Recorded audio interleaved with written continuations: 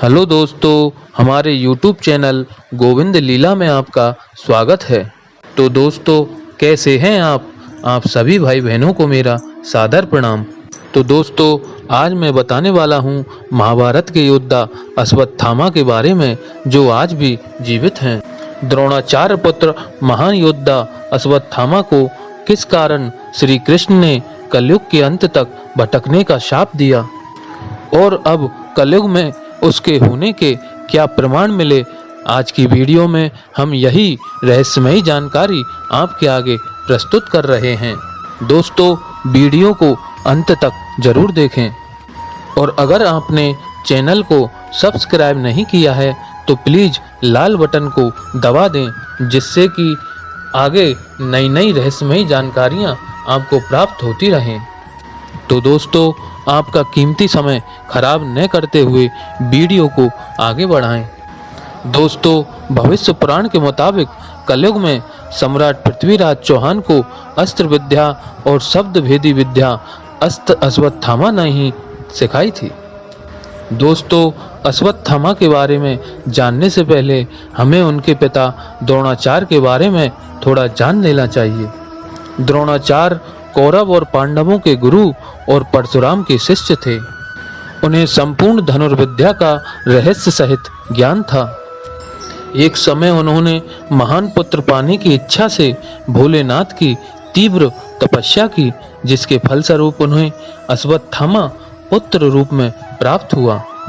अश्वत्थामा को जन्म से ही माथे पर एक मणि प्राप्त हुई, जिससे कि उसको विशिष्ट पहचान मिली। द्रोणाचार्य का सबसे प्रिय शिष्य अर्जुन था। अर्जुन को उन्होंने संपूर्ण धनुर्विद्या का ज्ञान प्राप्त करवाकर धरती का सर्वश्रेष्ठ धनुर्धर बनाया।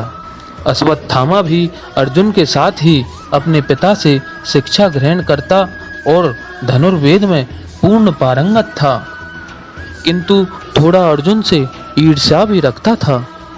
इसी वजह से पिता द्रोणाचार्य उसे समय समय पर समझाया करते थे और अर्जुन के साथ मित्रवत व्यवहार करने की सलाह दिया करते थे।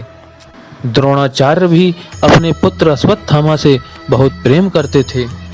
इसी वजह से उन्होंने वो सारा धनुर्वेद का ज्ञान अपने पुत्र को कराया जो अर्जुन के पास था। पांडवों के साथ अश्वत्थामा की कोई व्यक्तिगत शत्रुता नहीं थी, किंतु आगे चलकर महाभारत के युद्ध में दोनों आमने सामने हुए।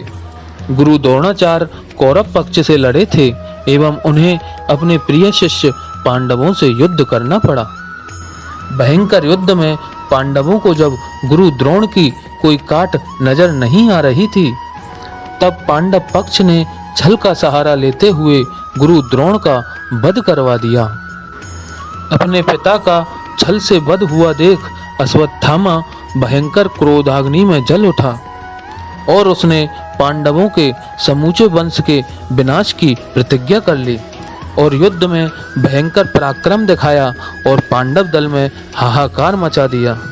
लेकिन विधि के विधान और श्री कृष्ण की कृपा से विजय पांडवों की ही हुई और दुर्योधन सहित सभी कौरवों का विनाश हुआ। इस भयावह युद्ध में कौरव पक्ष से 3 योद्धा ही जिंदा बचे, जिनमें कृतवर्मा, कृपाचार्य और अश्वत्थामा था। अश्वत्थामा कितना बलशाली था, इसका प्रमाण श्री कृष्ण ने मरणासन्न अवस्था में पड़े हुए दुर्योधन को बताया कि अगर तू गुरु द्रोण के मरने के बाद अश्वत्थामा को सेनापति नियुक्त करता तो शायद विजय तुम्हारी ही होती, किंतु तुमने उनके बाद कर्ण को अपना सेनापति नियुक्त किया।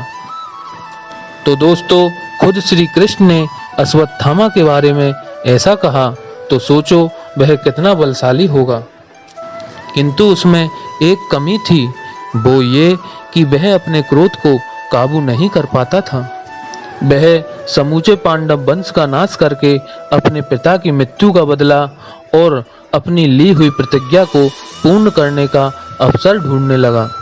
युद्ध के तीसरे दिन बचे हुए तीनों योद्धा राह में कहीं रथ को रोककर रात्रि विश्राम कर रहे थे।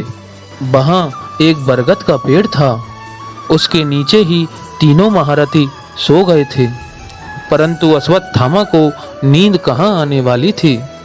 वो क्रोध में लाल आंख किए अपनी प्रतिज्ञा पूर्ण करना चाहता था। अर्धरात्रि व्यतीत होने पर उसके आगे एक रहस्यमयी घटना घटित हुई।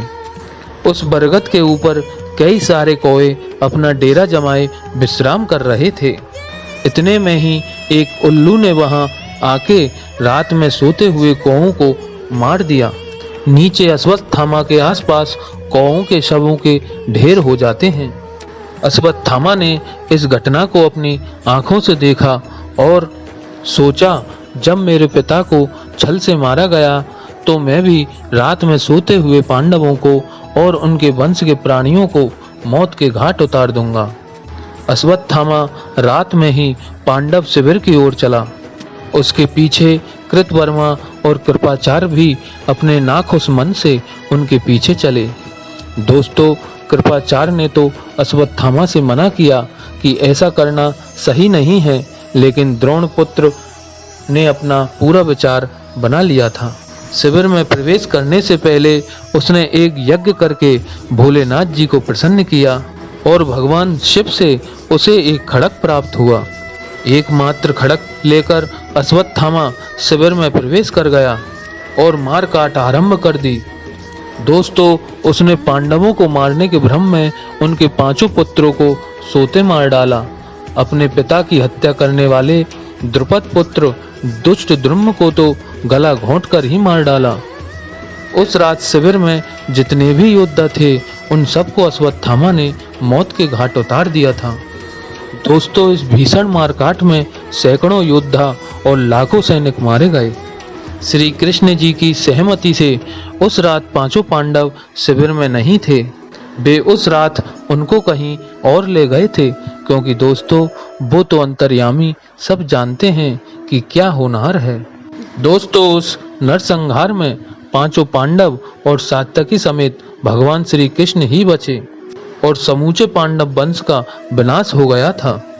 दोस्तों, उसके बाद महाभारत में उल्लेख आता है कि फिर अश्वत्थामा कहीं दूर जाकर मुनियों की मंडली में रहने लगा, लेकिन पांडवों ने अपने कुल के हत्यारे अश्वत्थामा को ढूंढ ही निकाला।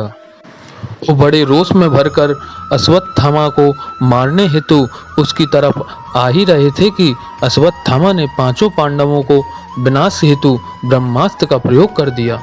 विनाशकारी ब्रह्मास्त्र को आते देख श्री कृष्ण ने भी अर्जुन को ब्रह्मास्त्र छोड़ने का सुझाव दिया। दोस्तों, दोनों ब्रह्मास्त्र टकराने से सृष्टि का विनाश होने की आशंका लिए मुनि वेदव्यास और नारद जी तीव्र गति से वहां आए। अस्त्रों को टकराने से बचाकर दोनों को अस्त्र वापस लेने के लिए कहते हैं। इसमें अर्जुन तो अपना अस्त्र वापस ले लेता है, परंतु अश्वत्थामा को ब्रह्मास्त्र को वापस करना नहीं आता था। केवल उसका लक्ष्य एवं दिशा बदलना उसे आता था। उसने ये सोचकर कि पांडव वंश में एक ही सुभद्रा का पुत्र पेट में पल रहा है, उसके गर्भ पर ब्रह्मास्त्र का प्रयोग कर दिया। थोड़ी ही देर में वो 5 पांडवों के बस में आ गया और वे उसका वध करना ही चाह रहे थे कि श्री कृष्ण ने उन्हें ब्रह्म हत्या की आशंका हेतु रोक दिया और कहा कि इस अधम ब्राह्मण को मारने की बजाय इसके माथे की मणि निकालकर और इसका अपमान करके इसे अपने कर्मों की सजा भुगतने के लिए छोड़ दिया जाए।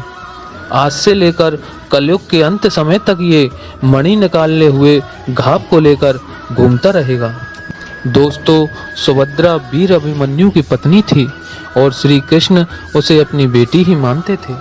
ये घटना श्री कृष्ण पर देखी नहीं गई और इसी कर्म की वजह से उन्होंने वहीं अश्वत्थामा को श्राप दे दिया और कहा कि हे पापी अश्वत्थामा, ये तूने अच्छा नहीं किया, अब जा अपने कर्मों के फल भोग। दोस्तों, कई वर्षों तक भटकते हुए अपने पाप का प्रायश्चित करने हेतु अश्वत्थामा को रामेश्वरम में देखा गया। वहां उसने भगवान रामेश्वर की सेवा शुश्रूषा करके उन्हें प्रसन्न कर किया और अपने पापों से मुक्ति पा ली। दोस्तों, उसके बाद कलयुग में पृथ्वीराज द्वारा उनका देखा जाना और हिमालय में भी किसी बड़े हिममानव होने की खबरों से यही प्रतीत होता है कि अश्वत्थामा आज भी जिंदा है। और इसका एक और प्रमाण कल्कि पुराण में मिलता है कि कलयुग में भगवान कल्कि के आने पर अश्वत्थामा भगवान कल्कि के पास आएगा और उनके साथ मिलकर बौद्ध और म्लेच्छों का विनाश करेंगे। तो दोस्तों, अश्वत्थामा आज भी जिंदा है, यह बात 100% सत्य ही है, इसमें कोई प्रकार का संदेह नहीं। तो दोस्तों, आज की वीडियो में बस इतना ही। ऐसी रोचक रहस्यमयी जानकारी पाने के लिए प्लीज़ चैनल को सब्सक्राइब जरूर करें। जय श्री कृष्ण, धन्यवाद।